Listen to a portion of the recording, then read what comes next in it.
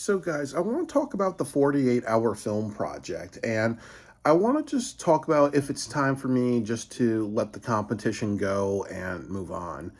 And first of all, I really want to say that, as a disclaimer, that everything I'm sharing is real and truthful, and ultimately, this is not really a defamation of the 48-hour film project. This is ultimately just a recap of my experiences, but also to just, talk about constructive criticisms. So the first thing I want to say is that to give context is that I did the 48-hour film project from 2014 all the way to 2016. I know to 2018. And I've done a mix of participating on teams and also creating my own 48-hour film projects. So right now, I want to go over the history, and then after I go over the history, I want to talk about the rights and wrongs on my side and the 40-hour film project side. So in 2015, I participated in one of the New England cities, and I'm also going to try to give people anonymity because, um, as best as possible, just because I don't want anybody like saying harassment. So in 2015, I participated in a New England city, and when I did that, um, the city there were two people saying, hey, it's great that a black man's doing the competition to me, and they were pointing their finger at me in front of the city producer, who was like snickering. And then another person was saying, why don't you want to work on my team? Is that black people want to work with other black people? And then I was also sharing that I was traveling, doing a bunch of different 40-hour film project cities. So like the city producer was going around talking to all their friends that I was doing a bunch really.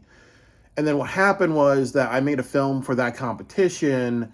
And when they read off the nominations, because my film was nominated, since they didn't have a lot of child actors in the child actor category, the city producer was saying, whatever film Byron created.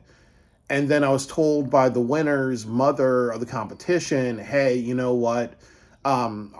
We don't agree that you lost really. You did a better performance. We don't know why that our daughter won an award. And then I was mouthing off at the event, I was mouthing off on Facebook about how unfair the competition was, because many people even told me that, it was unfair, it was always biased, it was always friends of the city producer. So I expressed my feelings. And then the city producer sent me an email criticizing my film. And then I reported this to Mark Rupert, and he never got back to me. And then I told the city producer a few months later, hey, you know what? I've been learning, I've been growing, I actually won some awards at the Belgium competition. And they sent me a message back like, wow, you came off like you won the whole competition or whatever. When that was actually, I think more than likely this person being passive aggressive. And then they send me another email saying, hey, you know what? Be careful of the people that you step on and other things like that. Just to kind of really emphasize, you don't, you really, really just, don't fuck with me. That's kind of what my therapist said, really. So the following year, I did their competition for that same city, and the city producer put an email in the Facebook group saying, hey, I'm happy that Barnes back. And they sent me an email saying, um, you know what, I know you want to go around and do all the 48s that you can, and winning isn't everything. I hope you appreciate my hard work. I hope you don't go to Mark Rupert this year and say that you should have won the whole competition. And then I felt very angry and hurt because I was like, that's nothing that I said. You're taking things out of context. I asked him a question about special effects, and then what happened was they said things like, are you cheating? Are you? And other things like that. So it was ultimately just, what I would call like cyberbullying, if I'm correct. And then the other part of it was, instigation, really.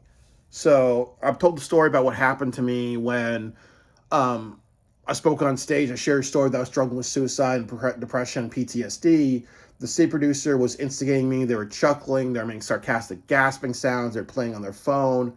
One person in the audience, told me, what, was shouting at me to wrap it up and whatever. And that person at the very end was like winking and grinning and snickering at me, like, this is funny that that I can that this is kind of funny, like you come off like a special needs person who shares too much about themselves. And also I've shared that, number one, I'm accountable for losing my temper. Number two, I was accountable for being instigated by the city producer.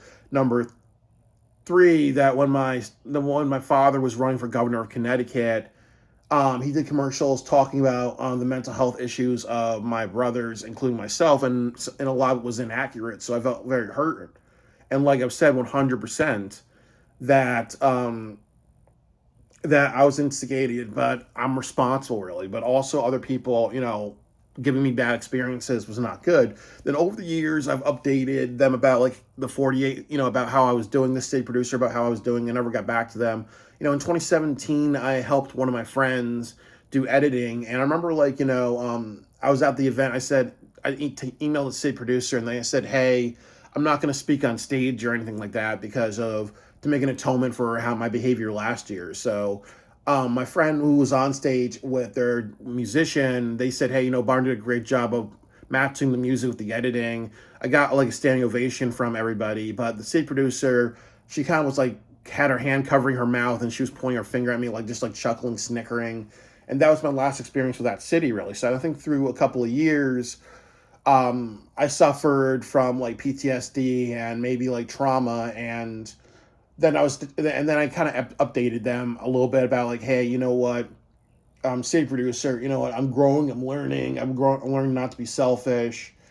And I also felt very angry as well, saying, hey, you know what, they instigated me, and that was why I did that behavior, really. So this went on for a couple of years, and then a few years ago, what happened was Mark Rupert, the president of 48, and the state producer put me on a probationary period because they said that it was harassment. So what happened was that they said, Mark said I was not allowed to do the city that I had an issue with, all the other cities that I could do, really. The other city producer found out that I was volunteering for another city, so they emailed that city producer and said, hey, Byron's not supposed to be involved, but they told them the wrong information, really. And that city producer said, Byron, if you volunteer tonight, if you show up to my event tonight, I will press charges on you. I will get a trespassing thing.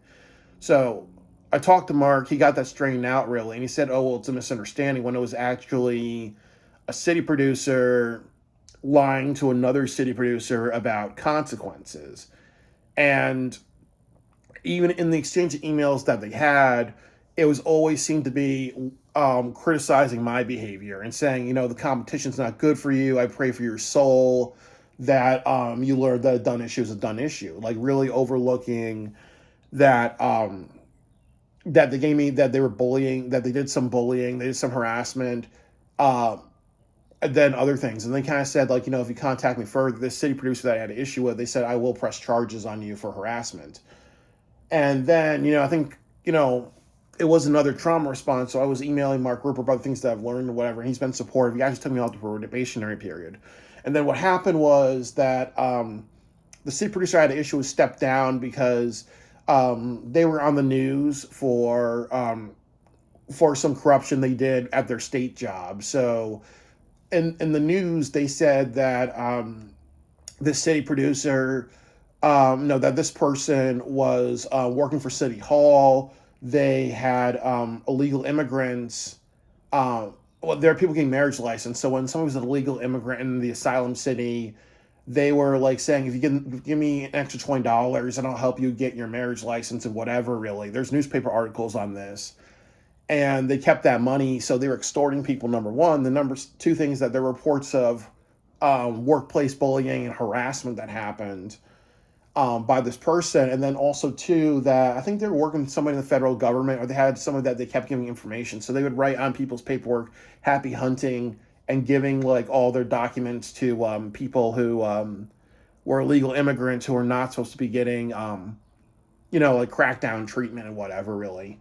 And there was also a report that during the that there was an investigation on her by the disciplinary committee at her job, but she retired a day before she did that to get a pension. And then the other thing that happened was there was a report that when she retired from the job. She was making a big spectacle, like, shouting and cheering and being like, I did nothing wrong, like making a thing. And then there was also photos of her, just smiling and just acting really smug and all that, to like the newspapers and all the cameras, like, my shit don't stink type of look. And then on top of that, probably like a while later, she wins a Lifetime Achievement Award from the 48 Hour Film Project. So the president of the competition is taking pictures with her. The New City producer is actually taking pictures with her. And if you want to know something, that I did a little research on the city, that the New City producer is at. So actually, they're not getting a lot of people in that competition. So more than likely, they're getting a third of a drawing power. So imagine if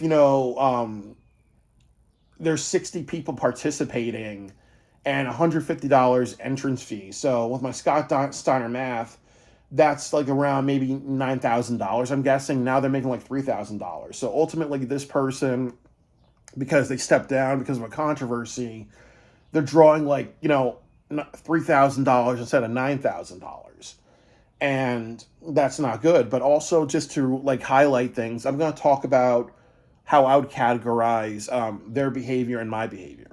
So first of all, consistently emailing people is harassment, and I take accountability for that. And then also, you can make the argument of defamation of character, because obviously, even if somebody has some criticisms against them, if you always talk about what they did wrong over and over, that's harassment and defamation of character, and I own that. But if you look through my history, number one, people making comments about my race, that's harassment. That's also concerning when I brought up to the president and other people, they did nothing about it. So there's being like tone deaf. When I was like, dealing with this city producer and they were like instigating me, that's both harassment and cyberbullying. And I would even throw cyberbullying on my side, really. So, and then also, that's really like the end of it. I mean, and then there's also the other thing too about, I'm not sure what it's called, but just telling somebody wrong information, and I could have gotten arrested with a trespassing thing. So, one could argue that that's almost making a false claim or whatever. But really, if I was to break it down, that there was harassment and cyberbullying and racial harassment that happened that they were ignoring, and on my side, there is what I've done was like harassment and cyberbullying. I was wrong for that. I own it. I've worked 12,000 hours at a job to make atonement. I've done a lot of therapy, and self-improvement, and like self-therapy to become a better person. I've also seen the therapist, for many years to work on that behavior. And then I saw a therapist a few weeks ago who said I should journal my thoughts. But I also have talked to some people in my local, in the city where the city producer stepped down, who saw some of the newspaper articles, and some people are sharing stuff around, including me, to say, hey, you know what, this is just what this is about. This is why this person stepped down, really, just to say, hey, that this is the issue. And many people are saying, hey, you know what, we're not going to continue on with the 40-hour film project, or we're not going to continue on with the city because of what this person did, really, and people are concerned that, you never know if a new city producer will cause a change, or if it's going to be a continuation of the same style of picking, choosing friends, of clickiness and everything like that. So I do think that there's a couple of things that I will say. Should I continue on with the 48-hour film project or not? I think that before I do that, I want to say why I feel a need to continue on. I think part of me feels like that I want closure and I want a happy ending. I want to make that film that is like, says, hey, you know what, I've done traveling, I've done all these great things, I've done all these really great changes, show to an audience, hey, I can make a really great piece of work and I can be respected. So it's almost like I want to make that closure. The next thing is that I have good relationships with other city producers who don't know my controversy and the other person's controversy. so I could rebuild somewhere else.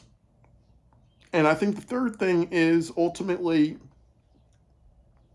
I really feel that I learned so much as a storyteller and a cinematographer.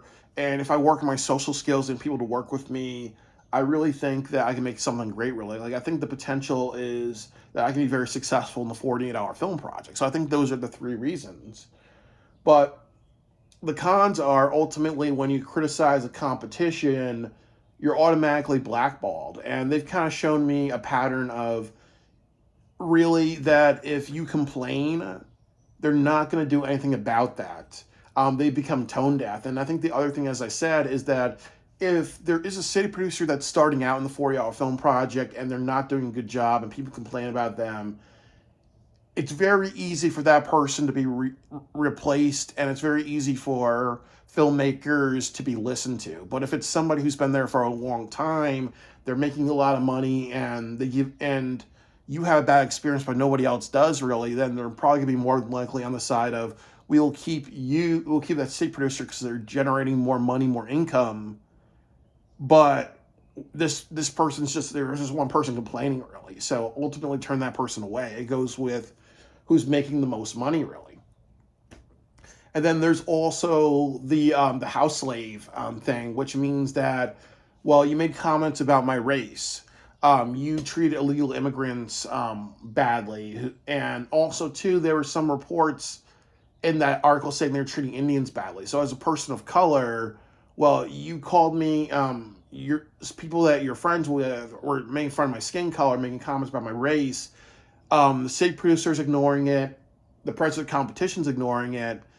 That makes me look like a house slave because that's saying, oh well, you can talk to me any type of way, and I'll come back, and we're all like forgiving.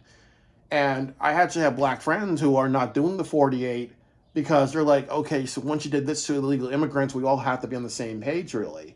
You don't just, you don't go back to somewhere where one of us is disrespected because we gotta have some unity. And then it looks like an Uncle Tom house slave. And ultimately, the guy who's been suffering from trauma, who's been depressed, who's been unmotivated to be a filmmaker, um, who's had trauma responses, PTSD, nightmares, and other things like that. Well, I want to go back there and like rebuild. Really, like it's kind of stupid because it's stupid and it also says treat me whatever type of way, I'll come back like a whore got beaten up by a pimp, or a whore got beaten up by a client. I want to come back and get screwed again, really. Um, and then the other thing is that I was bullied by other participants. So do I want to go back into an environment where I would be consistently bullied again? And then I think the third thing is, no, like the fifth thing is ultimately um, two things. It's had an impact on my mental health. It's given me two forms of PTSD. It's given me depression. It's made me unmotivated to be a filmmaker. And I understand there is a mix of just letting it go one time, speaking about this just to advocate and letting it go. There's just keeping it in the short term and moving on to bigger and better. And I'm accountable for that. But obviously, they're accountable for giving me a bad experience as well, really, because that's not what it's advertised as. Um, but also, yes, so it's unmotivated me to be a filmmaker, but there is responsibility on my side. It's really like I think 25% their fault, but 75% my fault because that's everything I experienced was not appropriate, and how they respond to it by being one sided and ignoring me is not appropriate. And then the next thing that I will say on top of that is that it has had impacts on my mental health. It's giving me depression. It's been a talking point many times when I've gone to therapy. Sometimes I think about it on a daily basis, even though this was roughly like 10 years ago, this all started really. Um, it also impacted me because I've had an issue with standing up for myself. And I've also had an issue of people lying and manipulating me and treating me differently because I have mental health issues. Like, honestly, this could be mental health discrimination because they're using manipulation, they're using ignoring, they're using, we're going to side with my story, we're going to listen to her side, she's going to like narrate the narrative. There's really no sense of putting all the pieces together, really. And when I've like mentioned taking accountability, they were really about, since you're taking accountability for your behavior, we're not going to focus on what we need to do to be a better competition, really. And part of that is manipulation to say, let this person walk, but we're going to do nothing about, about what you've experienced, really. So that's not good, really. And like I've said, it goes down to really a house slave mentality. And then the last part of it is that I know I said that I wouldn't criticize this, is ultimately this person wins a Lifetime Achievement Award. And like I've said, you had an issue of harassment with me. They also had an issue of going to city, working at a state job, and all this controversy is around them. And then another thing is ultimately that the city that you work at, it went from drawing like I said, 6,000 or more. Now it's less than $3,000 because this person stepped down, and maybe in a couple of years, if it's not drawing that much, they can get rid of the competition in this city, really. So if somebody's causing me a loss in like thousands upon thousands of dollars, I wouldn't want to give that person an award or whatever. I understand it's a nice gesture. I understand that there's clickiness to it. And then I also understand if it's also because I've made criticisms against that person, it's a way of saying, okay, well, this heals the wound, really. But it sends a message of saying, okay, if they're going to put this person on a pedestal, or give them something really great when they've done all these things, really, and the president's even coming down to the local state to get that to that person to person, it says, what a big fuck you is that to me? What a big fuck you is that to our community? What a big fuck you is it to the other state producers by saying, okay, this person who has a drop in standards and has done all these things, you know what, you're putting them on a pedestal. It's like what I said about professional wrestling. It's the same thing if you give a Lifetime Achievement Award to Ric Flair, knowing that he's had a issue of being a sexual predator and doing sexual harassment. It's almost like when WWE had the Fabulous Moolah Battle Royale, when she had stories of sexual exploitation of women, holding down women's wrestling, and doing all these other things, really. It's not a good look, in any regards, really. So I would say that I think the smart thing to do is to say, to hell with the competition. Because ultimately, it's a bad look for me to come back and say, hey, you know what, you've done all these things to me. Why should I be supportive of this? Why should I embrace that? And then I think the other issue is, what does it say to other people of color if I go back? It says that I'm a big old house Negro. And one thing that Malcolm X and Martin Luther King and other people talked about, and James Baldwin talked about, is everybody has to be on the same page. And also too, if a slave gets bad treatment, if a black man, mixed race person, Hispanic, Indian, woman, whatever, whatever group gets bad treatment, why would I go back and support that? There are plenty of people who don't like Elon Musk and things that he's doing and the controversy he has because he's associated with Donald Trump. So there are people who are saying, okay, you know what, for gays who support gays and trans rights, we're not going to buy any of Elon Musk's stuff, really. But if a person who suffers from his consequences, or there's family that got deported and they're working hard, they were like trying to do the right thing, really, and one of their relatives gets a Tesla, that's kind of like, hypocritical. So there's a side of, after you've done all these things to me, after you've done all these things to people of different races and other things like that, why would I want to come back and support that competition? The next thing that I would say is that I've done enough of these competitions to know that, again, it really is making a great film, but also being a friend of a city producer.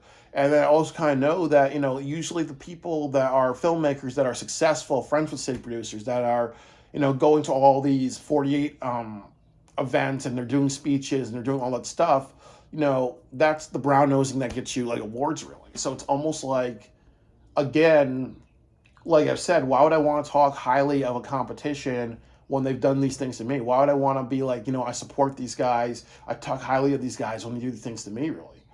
it's not a good look, really. And then also, like, as we've talked about, the awards don't mean anything, and it's a cult of personality competition, really. So I think the right answer is to say, no, absolutely not. I should not go back to this competition because, and I should say to hell with it. I should give it the Chris Benoit treatment. And ultimately, all the years that I've been like, saying to myself, I want to be a filmmaker, I want to do these great things, I want to work with people, but no, I got bullied and I got treated like I was stupid. And I can't do films in my community because people will just say, hey, isn't that Byron, that guy who had that flip out? Or what if this city producer who I had an issue with is in the local film community? And they're like, okay, he's making a film, he loses all the time, really. I'm going to talk badly. I'm going to make sure that he never grows or whatever. I'm going to like, keep him in a box, really. I'm going to put a glass ceiling on him because I'm friends with other people. Why would I support competition where all that started, where all that was birthed? And ultimately, people in my state are like, could be racist just like this person, or be racist like their friends, really. Like, it's not good when somebody goes to a competition and the first thing people are talking about is their skin color. So it's not a thing that I will support anymore. I think to hell with it. But I would also say, and I think this is the most appropriate, is to give you guys a couple of minutes on how the 48-hour film project can be better. First of all, what I would say is ultimately every city producer has to understand that this is supposed to be a nurturing environment for all filmmakers. I think another thing is that, honestly, don't talk about people's races. I think they need to get rid of the person of color award or other things like that, really. But also, too, when people come into a competition, you can't be like, oh, we got an Asian, we got a woman, we got a trans, we got a LGBTQ, we got this or whatever, really. And I think that that's important. Just see people as people, really. The next thing that I would say is that anytime you are dealing with a city producer that's not professional, like, to filmmakers, and other city producers, take screenshots of what they say on Facebook, take screenshots of the emails that they send and send it to the president of the competition to say, hey, this has to happen. And if they're tone deaf, you have to really just, make some noise about it. And then I think the last thing that I gotta say is that filmmaking has had a long history in discrimination, harassment, sabotaging people, bullying, other things like that. It's been like that since filmmaking started in, roughly the, when Hollywood started in the 1920s, but before then, like filmmaking, even in the 1880s and before that, when they were making films, there was always exploitation, racism, harassment, everything like that. So I think hopefully the 48 should be what it's supposed to be, which is a competition that says, hey, it's for everybody. Hey, you know what? We want everybody to be a filmmaker. We want to break this mentality that filmmaking is impossible, or filmmaking somebody with a $40,000 Red camera or Alexa camera, or filmmaking is somebody with $100,000 buying a bunch of actors and all that. Or filmmaking is, you got to be, Spielberg's kid or somebody else with a lot of money, really. It needs to go back to that. But also, again, on top of that, it needs to be an environment that says, hey, it's not about race, it's not about gender, it's not about this thing, it's not about that thing, really. And I would also say this, is that, there's a lot of people who do the 40-hour film project, who watch the movies and say, hey, why are all these films that are winning, why do they have such a low quality? Why is it like, there was a winning film for one city one year, and it was just like, it was mostly just 4 or 5 high school kids talking in a room about plotting a crime, really, versus something a few years ago for South Africa. There was a film about a person who was deaf, and you had great shots of like this, of, him having an argument with his wife, and she goes walking in the beach to kind of like calm down from how she has to deal with his deafness and go back, really. Like the quality of the films have really dropped, really. But the answer is ultimately 2 things, which is that they don't always reward good work. And part of that is who makes the film. If it's somebody that they're friends with, it's somebody who supports the competition, if it's somebody that says, okay, there's things that I don't like, but I'm going to go with the cult of personality, they're going to give that person. If you have somebody like me, who I've done a lot of drone shots, I've gotten better as an editor.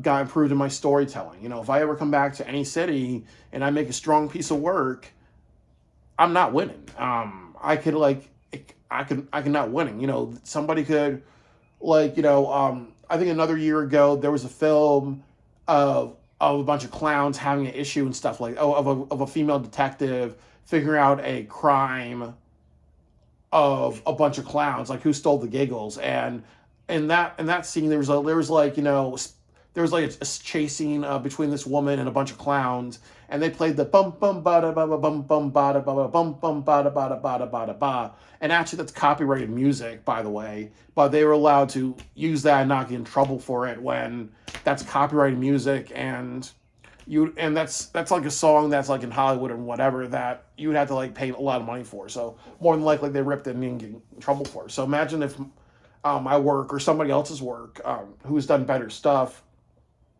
loses to something like that. So it's just ultimately, as a wise man was told me, it's putting good money and good energy and after bad, really.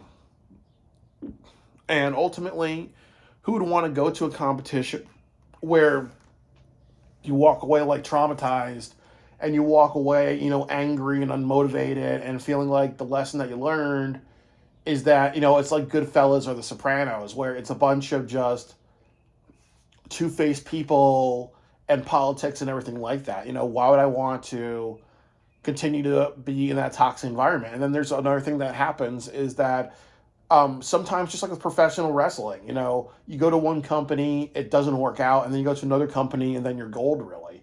Like, I've worked at 2-3 jobs, since I graduated college. Two of them were traumatic experiences, workplace bullying, other things, and I found a great job now, really. So what would happen if I find a film festival that is supportive of me, that treats me like a human being, that doesn't talk about my skin color, that may say, hey, this guy's a little awkward, but we're going to accept him. We're not going to consider him a black man with special needs or a black man who's behind socially, wouldn't that be good, really? So I just hope that this sheds light on a piece of the 40-hour film project that they just want me, and I really think that what they want me to do is just to either move on, never come back, really, or they want me to just come back again and ultimately be like, hey, bygones are bygones. You did all these things to me, but I'm going to just like let it go, really. Almost like when Chris Rock was a kid and, his father told him that, what, you may win the battle, but you're going to lose the war, really. So, suck it up, do the dishes, and tolerate more treatment. Or, what, eat the shit, or as it said, Metalocalypse, everybody has to take the shit sandwich. So take a big bite, and then become, a token black man for my city, because there's not a lot of black people who do that. I wonder why, really. I can't just give in to that. But I also feel that as a filmmaker, as somebody who cares about the film community, as somebody who also cares about safety, I do not want to see anybody else get hurt. So that's why I'm talking about this and saying, like, this is my closure. And then the other thing about that is, I was a little volatile. I've gotten the help that I needed. I've helped myself. But what happens if there's somebody with, like, more volatile issues, and they say, what, with the 48, I'm going to do this horrible thing, that horrible thing, because there are a lot of people out that like there. It doesn't take that much for the 48 to crumble, really. But also, there are many times, too, when people have criticism about the 48, and it becomes a big deal. Like, there was a story for Rhode Island one year where a guy played a female character, and he won Best Actress, and that created this whole controversy about, about like, as people said, Kramer versus Kramer, where Dustin Hoffman was nominated for Best Actor, but he was not nominated for Best Actress and other things like that. It doesn't take that much for people to say, hey, what, the 48's not where it should be, and I'm going to create this cult of personality that's against the 48. And usually what happens to a lot of competitions like AEW is that if there's a lot of people talking well about the competition, who want unity, who say it's great, eventually there's going to be a time where people turn away because if there's so much cult of personality for it, there's going to be so much cult of personality against it, really. So all I'm saying is that I wish the 48 well. I wanted to do better. The state producer that I had an issue with, all I will say is that I kept this person's anonymity, his or her anonymity, through this video. This person has a lot to work on to be a better human being, and they should learn that, don't step on people. And also, if you go through life hurting people and thinking like you're invincible, eventually it's going to catch up to you. And very rarely it doesn't. But I've learned a lot about to be a better human being. This person needs to work on being a better human being. So do I, really. And also, they were right. If it's been toxic and whatever, move the hell on, really. But I also feel the right thing to do is talk about what happened to me, because it is part of their history. It's a part of their history that they don't want to talk about, because it's a bad look, really. It's bad on both sides. I take responsibility for my side and I hold them responsible for their side. But ultimately, it's time for me to move on from the 48-hour film project. But I wish them the ability to become better and learn from me. And they choose not to, then I hope more people start speaking out and other things like that. Because if it is a competition that's supposed to inspire everybody to be a filmmaker and do bigger and better, it has to be like that. And if not, then that's a problem.